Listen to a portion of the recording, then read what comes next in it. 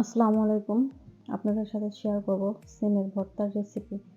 প্রথমে আমি ১ কাপ পানির ভেতরে অল্প কিছু সিম, আমার সিমগুলা খুবই আবাত্তি ছিল। এটা বাত্তি সিম হলে ভালো হয়।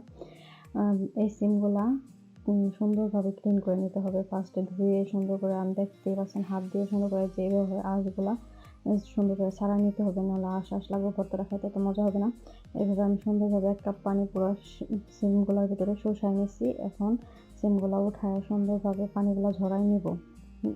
এখন আমি একটা কড়াইতে রসুন আর কিছু পেঁয়াজ দিছি। এইগুলা সুন্দরভাবে ব্রাউন কালার করে ভেজে নিব। এরপরে মরিচও ভাজতে হবে। মরিচও ভাজার সিস্টেম দেখাই নাই।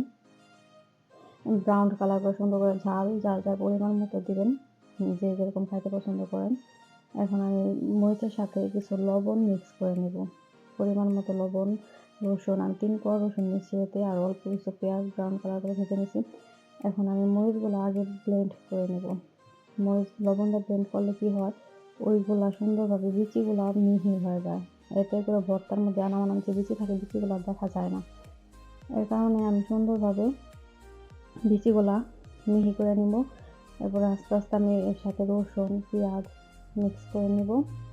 নেওয়ার পরে আমি দেখতে পাচ্ছেন কত সুন্দর করে মিহি করে একবারে পাতা বেটে নিয়েছি। পেঁয়াজ মরিচ সুন্দর করে মিহি করে নিতে হবে।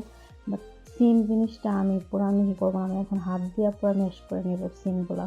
আমি এরকমভাবে সিদ্ধ করছি যাতে হাতে চটকান দিলেই মিহি হয়ে যায়। এভাবে করে আমি সুন্দরভাবে চটকায় নেব। এখন আমি এটা হালকাভাবে, বেশি পেস্ট করব না, পুষ দিব না, বেশি হালকাভাবে বেটে নেব যাতে পুরোপুরি প্রপারলি মিহি না হয়। কারণ আমি ভর্তাটা প্রপারলি মিহি করতে চাইতেছি না। হালকা একটু আঁশ থাকলে জিনিসটা খাইতে খুব মজা লাগে, আমার কাছে ভালো লাগে এভাবে। আর শিলপাটার ভর্তা অলওয়েজই ইয়াম্মি হয়। এভাবে আমি এখন ওই পেঁয়াজ মরিচ বাটাটা সুন্দরভাবে হাত দিয়ে স্মুথলি মাখায় নেব। যত প্রপারলি মাখানো হইলে জিনিসটা খাইতেও সুন্দর, টেস্টি, মানে দেখতেও সুন্দর এবং খাইতেও টেস্টি হয়। আর ঝাল লবণ যার যার পরিমাণ মতো দিয়ে নেবেন। আর অবশ্যই সিমটা প্রপারলি সিদ্ধ করার চেষ্টা করবেন, তা না হলে সিমের যে এক্সট্রা একটা গন্ধ থাকে, সিমের একটা গন্ধ আছে, ওই গন্ধটা থাকা অবস্থায় আপনি ভর্তাটা প্রপারলি মজা হবে না। সিম অবশ্যই প্রপারলি সিদ্ধ করবেন এবং ভালোভাবে এইভাবে করে দেখতেছেন কত সুন্দরভাবে মিক্স করে নিতেছি। এরকম সুন্দরভাবে মিক্স করে নেবেন যাতে করে প্রপারলি সুন্দরভাবে ভর্তাটা মিক্স হয়ে যায় এরকমভাবে। আর অবশ্যই এই টিপসটা ফলো করবেন যাতে মরিচের দানা দানা না থাকে। দেখেন আমার প্রপারলি ভর্তাটা রেডি হয়ে গেছে। এখন আমার হাজব্যান্ড খায় জিনিসটা রিভিউ দিবে, যে সে বলতেছিল যে খুবই মজা হয়েছে।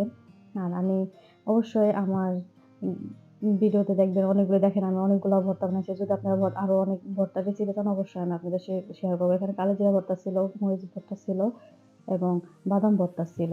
ওকে, আল্লাহ হাফেজ। দেখা হবে নতুন আরেকটি ভিডিওতে।